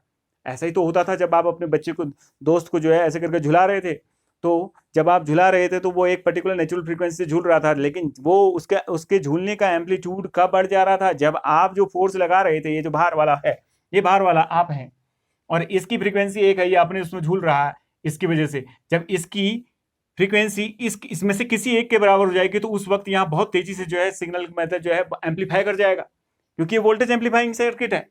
समझ में आ रही बात है? तो एकदम से, क्योंकि यहाँ से जो भी सिनुसॉइडल सिग्नल्स आएंगे वोल्टेज की करंट के रूप में आते हैं वो, ठीक है, तो वो सिग्नल्स जो है एकदम से यहाँ पे इंक्रीज कर जाएंगे, जिससे रीडर को उसको पढ़ने में जो है बहुत ईजी हो जाएगा। रीडर इनको भी पढ़ सकता था, लेकिन क्या हुआ कि ये बहुत ही कम इंप्रेशन वाली फ्रीक्वेंसीज थी, तो वो इसलिए नहीं पढ़ पा रहा है, क्योंकि उसको उसकी एम्पलीट्यूड को बढ़ाना पड़ेगा पहले।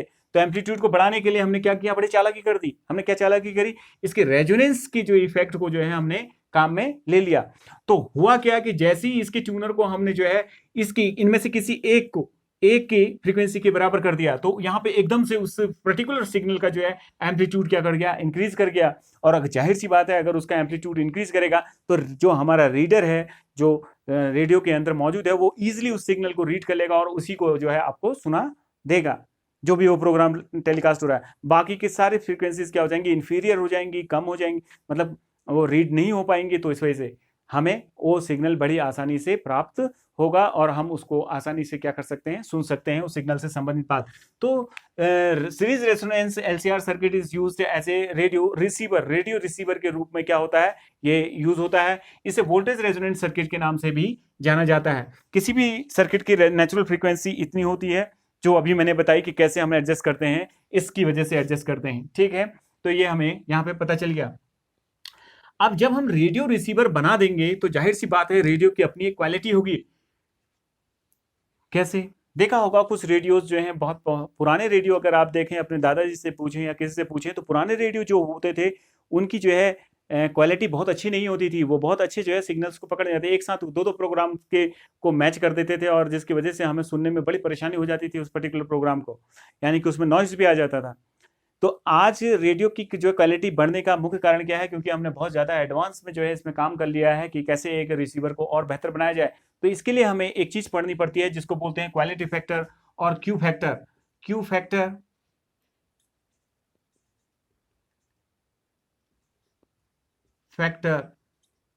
और क्यू फैक्टर, ठीक है। तो क्यू फैक्टर क्या है, इसको सेलेक्टिविटी भी कहते हैं, क्योंकि एक पर्टिकुलर सिग्नल को जो है सिग्नल को सेलेक्ट करता है एक रेडियो रिसीवर, इसीलिए इस क्वालिटी फैक्टर को हम सेलेक्टिविटी के नाम से भी जानते हैं, सेलेक्टिविटी के नाम से भी जानते हैं। और तो फिलहाल मैं यहाँ पे क्वालिटी फैक्टर ही बोलूंगा, सिलेक्टिविटी नहीं बोलूंगा, सिंपली क्वालिटी फैक्टर के नाम से आपको बताऊंगा, ठीक है। तो क्यू फैक्टर क्या है, उस चीज के बारे में हम जानकारी ले रहे हैं, जरा ध्यान से देखिए। देखिए, अभी हमने पढ़ा कि जब जो है रेजोनेंस होता है तो उस वक्त जो है फ्रीक्वेंसी बहुत ज्यादा मतलब जो है करंट बहुत ज्यादा बढ़ जाती है, डेट इज वो कितनी हो जाती है, ई नॉट अपॉन आर के बराबर हो जाती है, and that is equal to maximum current flowing in the circuit at resonance. ऐसा हमने पढ़ा था, ठीक है। और ये कब हो रहा था, न्यू नॉट पे हो रहा था, ठीक है। मान लिया जाए आपने एक दूसरा रिसीवर लिया, ये एक रेडियो रिसीवर है, अब आप दूसरा ले रहे हैं, तो उस वक्त क्या हो रहा है, उसका एम्पलीट्यूड ऐसा आ रहा है, यानी कि इन फ्रीक्वेंसीज पे देखो, इतनी फ्रीक्वेंसीज पे यहां से लेके यहां तक फ्रीक्वेंसी वेरी कर रही है। अगर इस वक्त अगर ये रेडियो ट्यून हो गया तो यहां से लेके यहां तक की जितनी फ्रीक्वेंसी है सबको रिसीव कर लेगा। अब सबको रिसीव कर लेगा तो एक साथ अगर 2 या 3 फ्रीक्वेंसी को अगर ये रिसीव कर ले तो क्या होगा, आपको प्रोग्राम सुना ही नहीं देगा ढंग से। कल्पना करो कि मैं यहाँ पे बोल रहा हूँ, इन द सेम टाइम एक और टीचर यहाँ पे बोले, और इन द सेम टाइम तीसरा टीचर यहाँ पे बोले, यानी कि हम लोग जो है सिग्नल्स हैं, समझ लीजिए आपके लिए जो इन्फॉर्मेशन दे रहे हैं आपको, तो सब बोलने लगेंगे तो आपको किसी की भी आवाज़ क्लियर नहीं सुनाई देगी। तो सेम यहाँ पे भी हो जाएगा, ये यहाँ से लेके यहाँ तक के सारी फ्रीक्वेंसीज को क्या कर लेगा, रिसीव कर लेगा, और इसी वजह से यहाँ पे आपको प्रोग्राम ढंग से नहीं दिखाई सुनाई देगा। तो इसीलिए हम क्वालिटी फैक्टर पढ़ रहे हैं। तो क्वालिटी फैक्टर डिपेंड किसके ऊपर कर रहा है, इसकी शार्पनेस के ऊपर डिपेंड कर रहा है, कितना शार्प है। ये टॉप जो बन रहा है कितना, दैट्स वाई इसको हम शार्पनेस ऑफ रेजोनेंस के नाम से भी जानते हैं। इसका एक और नाम, क्यों पड़ा इसका नाम ऐसा, ये आपको समझ में आ रहा होगा। Why we call it sharpness of resonance. ये शार्पनेस, ये जितना शार्प होगा, ये पीक जितना शार्प होगा, उतने ही आप जो है फ्रीक्वेंसी, एक पर्टिकुलर फ्रीक्वेंसी से क्या हो जाएंगे, बच जाएंगे। ठीक है, तो अब मैं शार्पनेस ऑफ रेजोनेंस को डिफाइन कर रहा हूं। बुक इसको अलग अलग अंदाज में डिफाइन करती है। मैं आपको शार्पनेस ऑफ रेजोनेंस के लगभग सारे फॉर्मूले यहाँ पे प्रोवाइड करूंगा। तो कैसे करते हैं जरा ध्यान से देखते हैं। तो अगेन हम उसी ग्राफ को दोबारा ड्रॉ कर लेते हैं, और वो ग्राफ हमारे सामने कुछ ऐसा है।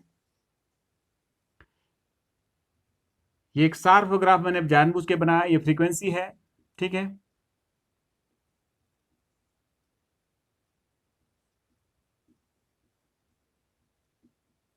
फ्रीक्वेंसी, और एक करंट को शो कर रहा है।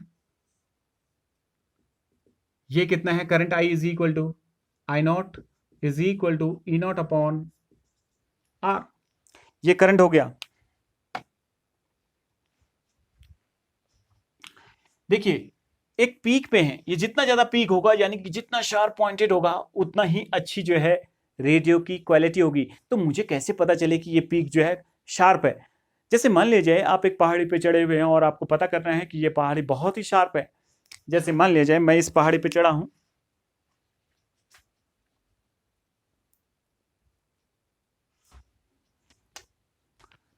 देखिए जरा,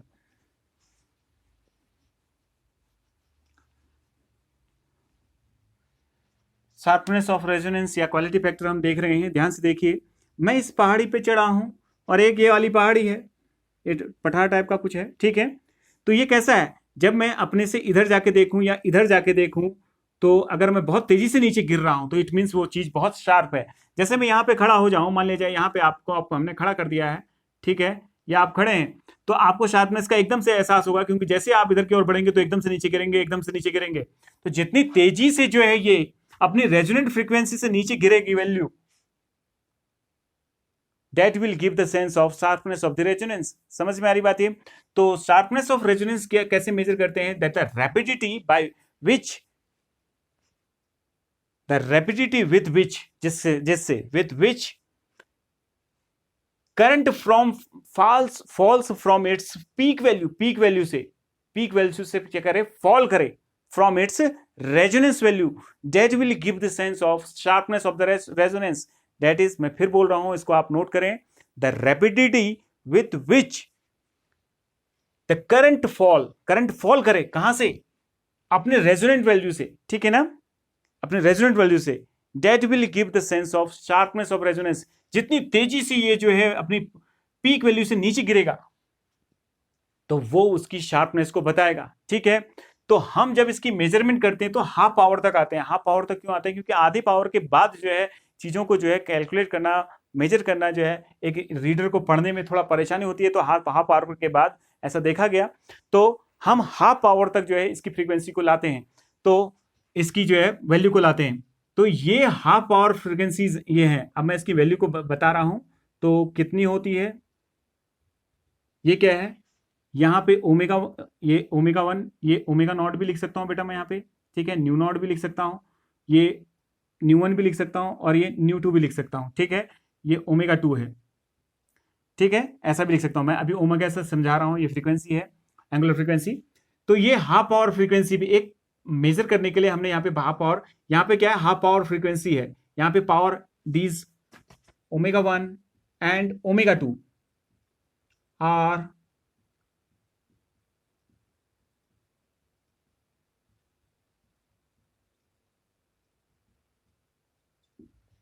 हाँ पावर फ्रीक्वेंसीज।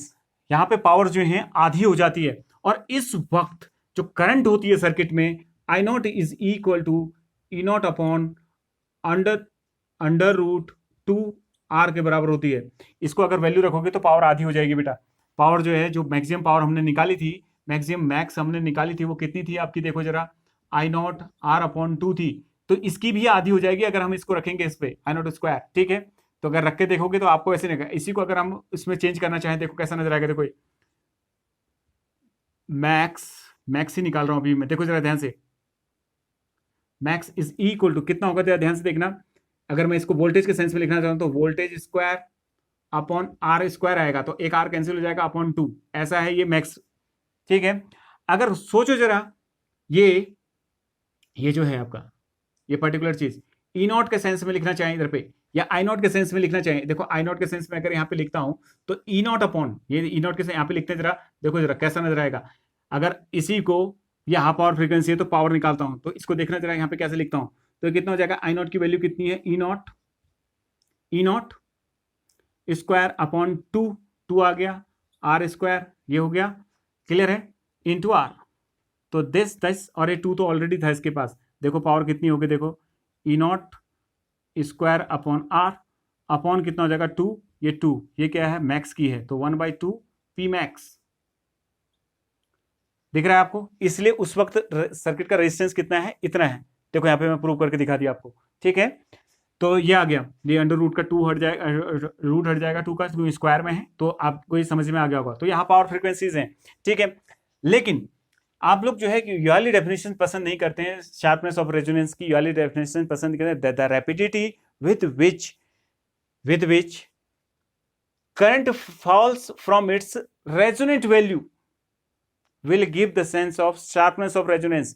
आपको ये वैल्यू पसंद नहीं है, आप लोग को जो है दूसरी वाली वैल्यूज को पसंद करते हैं, that is it is the ratio of, तो क्वालिटी फैक्टर को मैं यहाँ पे लिख रहा हूं, तो quality factor Q is equal to, it is the ratio of potential difference across, it is the ratio of potential difference across L or C at resonance upon applied voltage।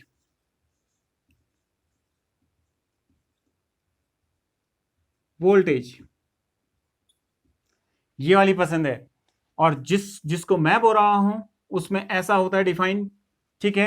वो मैंने एक डेफिनेशन बताई, इससे भी quality factor निकलेगा।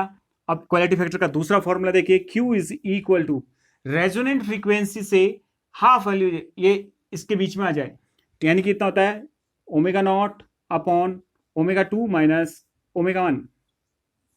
और quality factor का एक और फॉर्मूला होता है, ठीक है, 2 पाई इनटू, देखो कुल मिला के यहां पे और यहां पे, यानी कि L और C पे जो है एनर्जी बहुत ज्यादा जो है बन रही है, क्योंकि वोल्टेज बहुत ज्यादा एम्पलीफाई कर गया है वहां पे, ठीक है। तो एनर्जी स्टोर्ड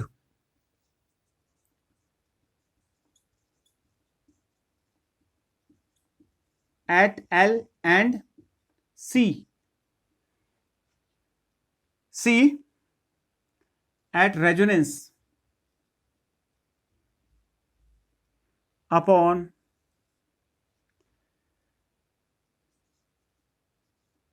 energy dissipated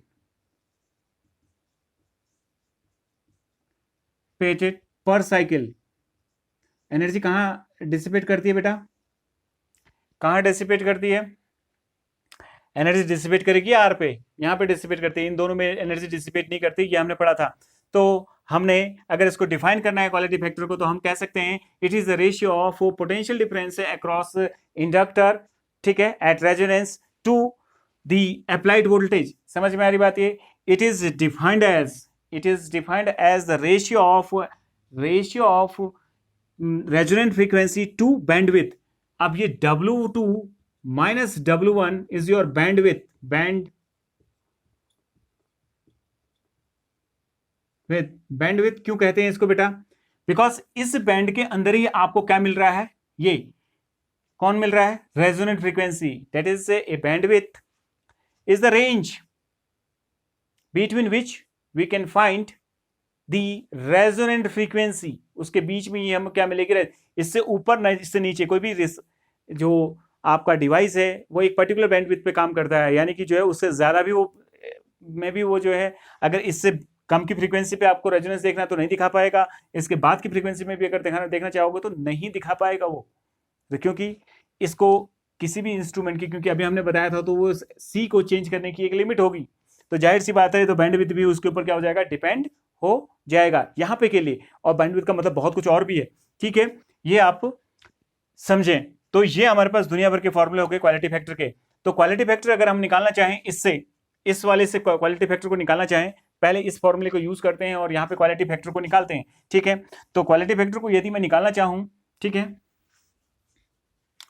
तो Q इज इक्वल टू कितना हो जाएगा, क्या बोल रहा है, potential difference across L, L के अक्रॉस में कितना हो जाएगा, I into XL upon applied voltage. Applied voltage कितनी होती है, वो तो ER के बराबर हो जाती है, at resonance.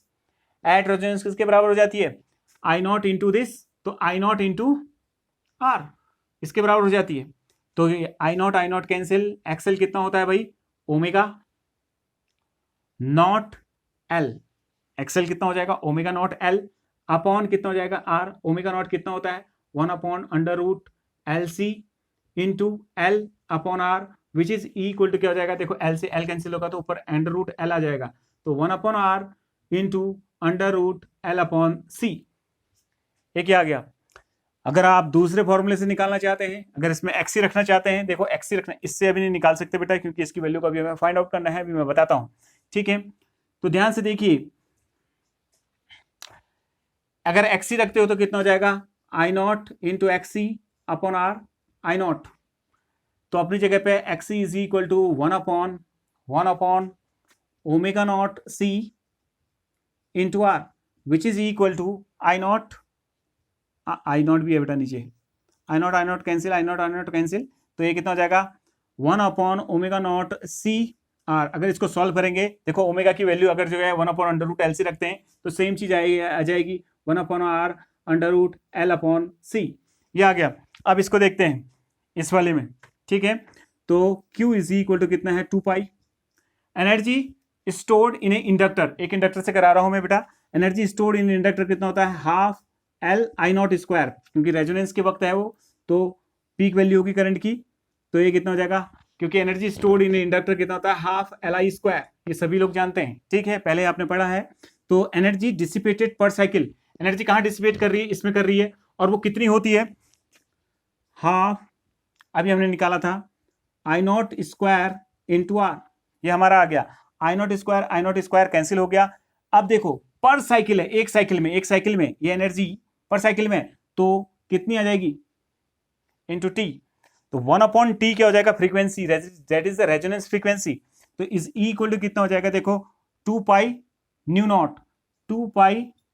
Not, because 1 upon T is equal to frequency, यहाँ पे फ्रीक्वेंसी कौन सी है, रेजोनेंट फ्रीक्वेंसी है, तो 2 पाई न्यू नॉट ये आ गया। और इसको यदि हम ध्यान से देखें, ये हाफ और ये हाफ जो है कैंसिल हो गया, और जो चीज बची है ऊपर एल, नीचे क्या बचा हुआ, आर, तो यानी कि एल अपॉन आर।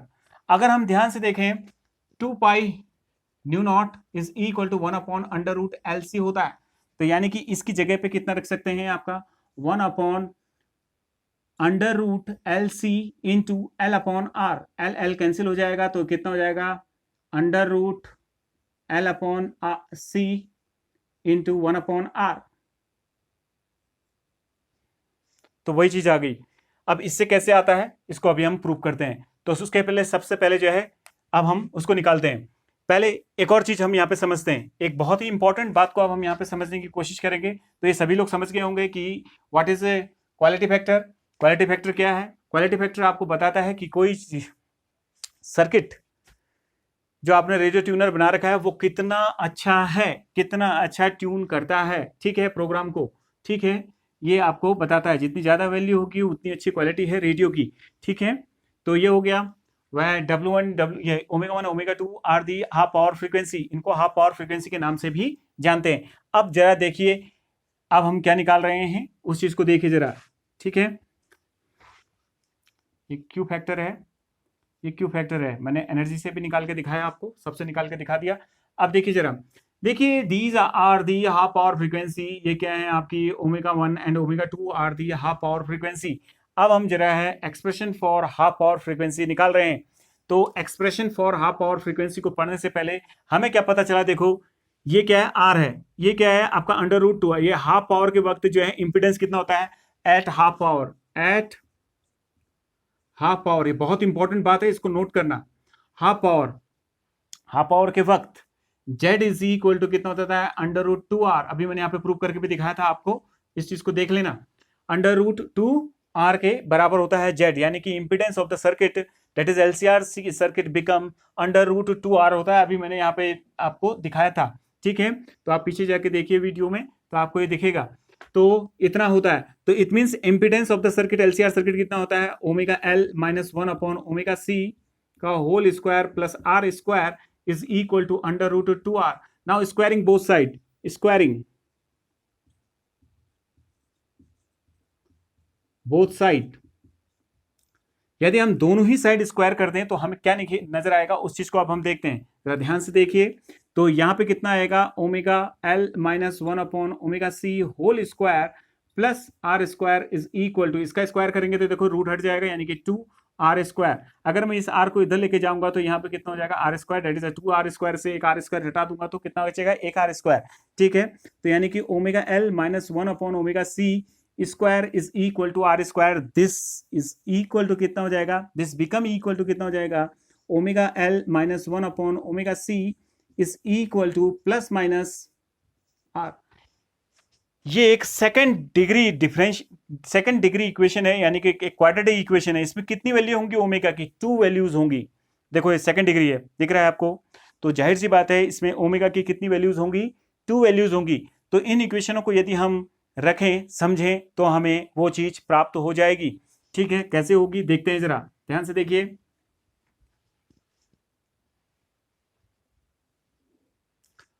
इधर यदि हम क्या करें, यहां पे देखो, इससे कम फ्रीक्वेंसी के लिए कौन डोमिनेट कर जाएगा, ये डोमिनेट कर जाएगा, ठीक है।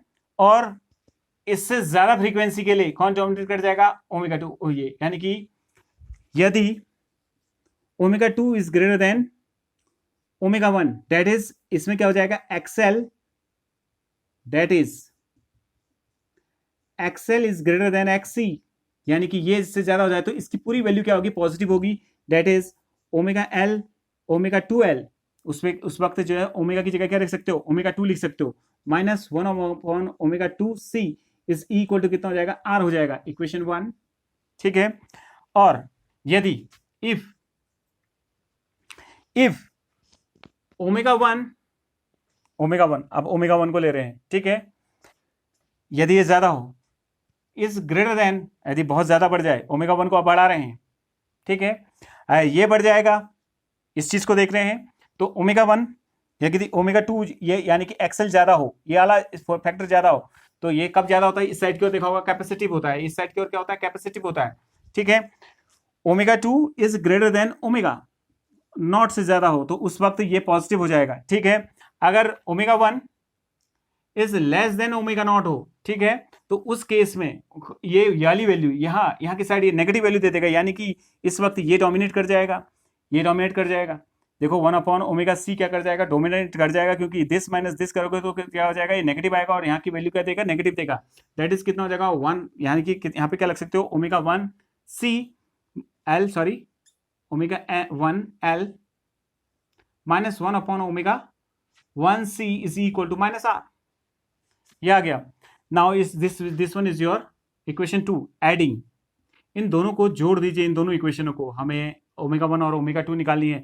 हम क्या निकाल रहे हैं, एट हाफ पावर, हम एक्सप्रेशन फॉर अभी निकाल रहे हैं, expression for half power frequency. यहां पे हम लोग कैलकुलेट कर रहे हैं expression for half power frequency. Half power frequency के एक्सप्रेशन को हम यहां पे निकाल रहे हैं, एडिंग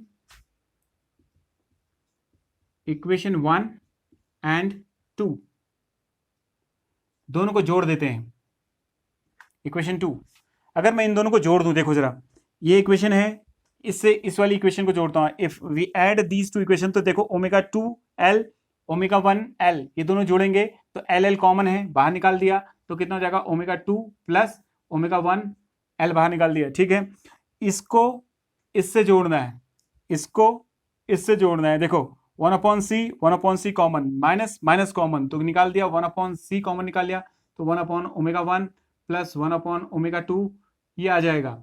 इज इक्वल टू कितना हो जाएगा, देखो जरा, ये और ये प्लस में है, ये माइनस में है, ये माइनस में है, ये प्लस में है, तो कुल मिला के कितना होगा, 0 हो जाएगा। ठीक है, अगर हम इसको ध्यान से देखें, इसको इधर लेके जाते हैं तो L omega 2 plus omega 1 is equal to, इसको इधर लेके गया, इधर उधर मल्टीप्लाई करते, देखो एलसीएम ले लिया इसका, तो कितना हो जाएगा, प्लस में हो जाएगा इधर पर 1/c omega 2 plus omega 1 upon omega 1 omega 2, ये आ गया। अगर हम इसको सॉल्व करें, इस चीज को सॉल्व करें तो क्या आ जाएगा, देखो जरा, ये और ये कैंसिल हो जाएगा, तो यानी कि this implies is omega 1 omega 2 is equal to 1 upon L C. ये देखो एल और सी नीचे आ गई, ये बहुत इंपॉर्टेंट एक्सप्रेशन है, इसको याद रखना। ठीक है, एक एक्सप्रेशन ये आ गया। अब देखिए सब्सट्रैक्टिंग इक्वेशन 1/2, 2 से सब्ट्रैक्ट कर देते हैं, इसको सब्ट्रैक्ट करते हैं। ठीक है, इसको निकाल देते हैं इसमें से, तो कैसे इसको इससे सब्ट्रैक्ट कर, दिस माइनस दिस, सब्सट्रैक्टिंग लिख दे रहा हूं। अब सब्ट्रैक्ट कर रहे हैं इस इक्वेशन को इससे, तो यानी कि omega 2l minus omega 2l minus omega 1l।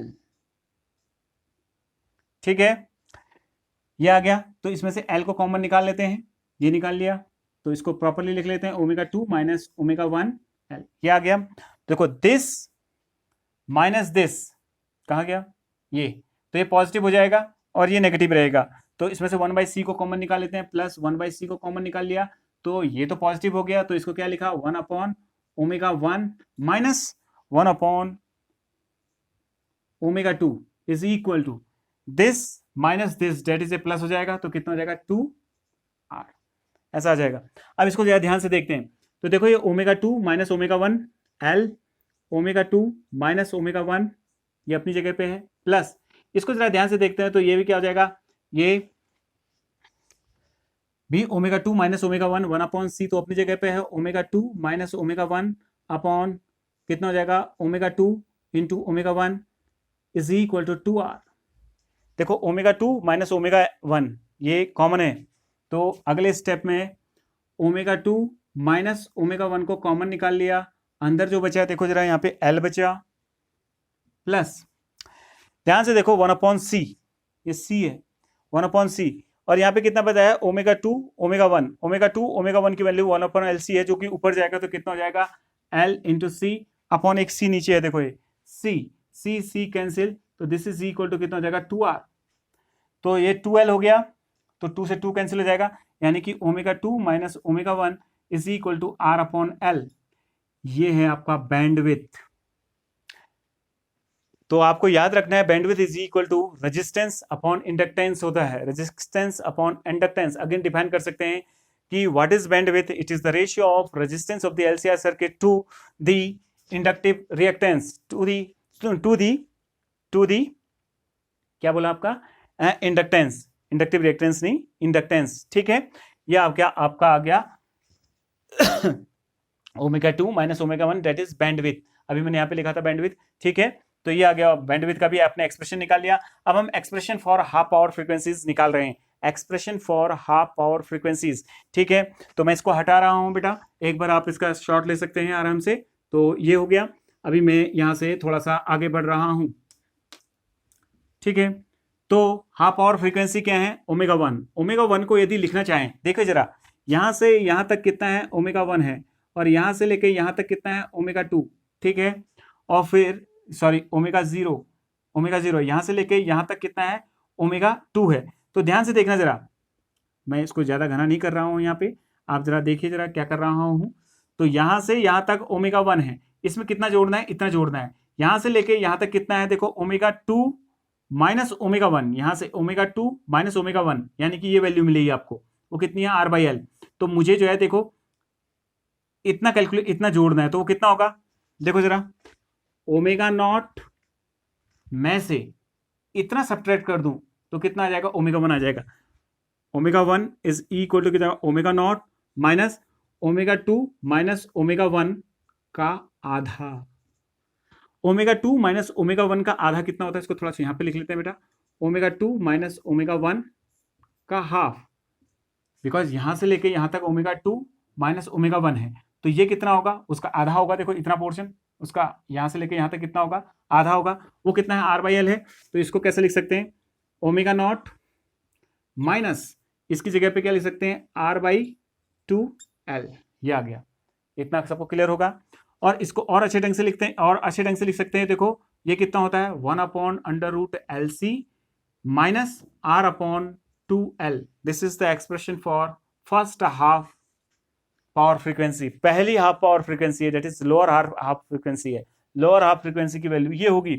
अपर हाफ फ्रीक्वेंसी की वैल्यू कितनी होगी, omega 2 is equal to omega naught, यहां से लेके यहां तक ओमेगा नॉट है, उसमें आधा जोड़ना है, देखो इतना, तो कितना हो जाएगा, प्लस ओमेगा 2 प्लस ओमेगा 1/2, क्योंकि आधा करना है, उसका आधा जोड़ना था, तो कितना हो जाएगा, omega naught minus R upon, plus है देखो r/2l, क्योंकि omega 2 minus omega 1, omega 2 minus omega 1 कितना है, r/l है, ये निकाल रखा देखो बैंडविड्थ, ये आ गया।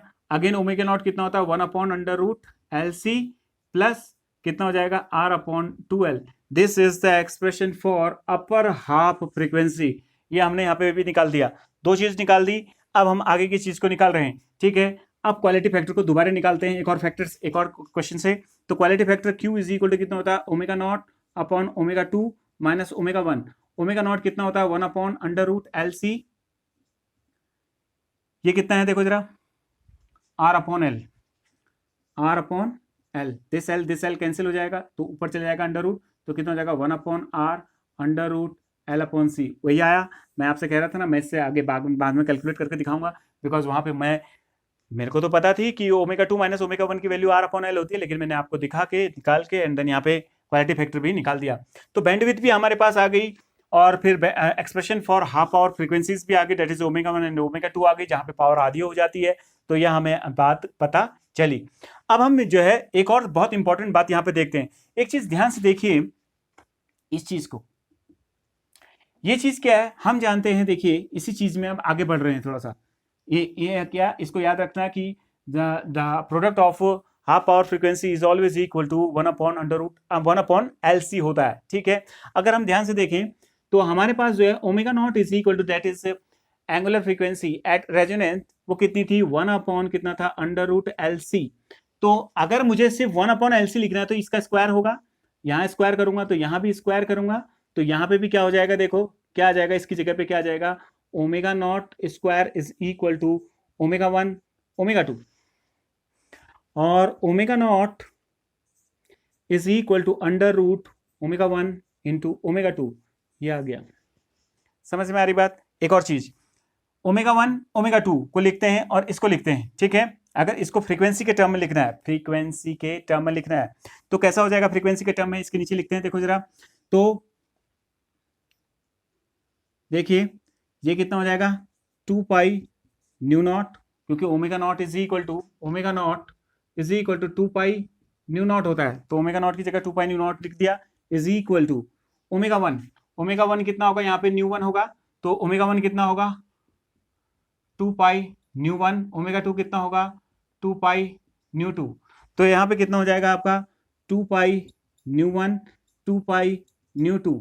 तो देखो 2 पाई कॉमन निकल जाएगा, देखो स्क्वायर हो जाएगा, वो स्क्वायर बाहर निकलेगा, इसको कैंसिल कर देगा। This implies is nu naught, that is the resonant frequency is equal to √ कितना हो जाएगा आपका, nu 1 into nu 2, that is resonant frequency is the geometrical mean of resonant frequency is the geometrical mean of half power frequency.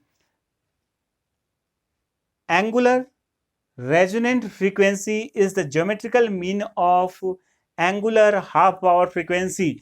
Geometrical mean बड़ा important बात है, ये आपको बहुत कम मिलेगा, देखना आप लेक्चर्स में देखते होगे, ये बिल्कुल कम मिलेगा। यानी कि अब ज्योमेट्रिकल मीन क्या होता है इसको समझते हैं। If 3 numbers are this, that is A B C, अगर 3 नंबर हैं तो ज्योमेट्रिकल मीन निकालना तो कैसे निकालते हैं, तो रेशियो सेम होते हैं। If the numbers are in geometric expansion, यानी कि ज्योमेट्रिक सीरीज में हो, यदि नंबर को ज्योमेट्री में रखा है तो second number upon first number का जो रेशियो है, यानी कि ratio between the numbers become क्या होते हैं, इक्वल होते हैं, यानी कि उसमें कॉमन रेशियो सेम होता है।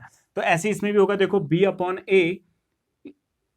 ये 3 नंबर अगर ज्योमेट्रिक में है तो b अपॉन a को मस्ट भी इक्वल होना पड़ेगा c अपॉन b के बराबर, that is b square, b into B, that is b square is equal to कितना हो जाएगा ac, and b is equal to under root ac। तो यानी कि जो है ये फ्रीक्वेंसी, ये एंगुलर फ्रीक्वेंसी इन दोनों का ज्योमेट्रिक मीन है। समझ में आ रही बात है?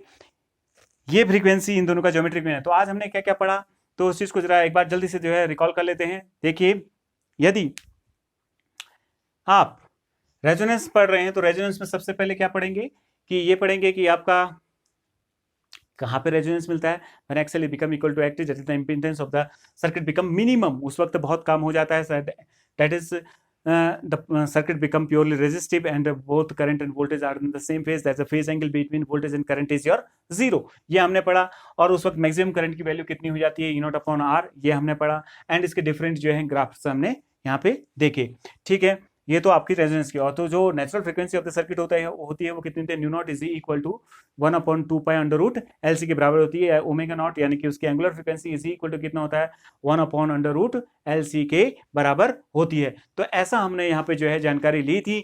और इसके बाद हमने क्वालिटी फैक्टर को पढ़ा था, तो ये कहाँ पे यूज होता है ये भी हमने पढ़ा था। और हम जो है रेजोनेंस सर्किट को जो है वोल्टेज रेजोनेंस सर्किट क्यों कहते हैं, ये सारी बातें जो है हमने इसमें पढ़ी। अब एक बात और है कि जब भी मेरे आप वीडियोस को देखें तो आप 360 पिक्सल पे देखें तो आपको ज़्यादा अच्छी क्वालिटी मिलेगी। तो आज के लिए इतना ही। तो ओके, बाय, टेक केयर और पढ़ते रहें। ठीक है।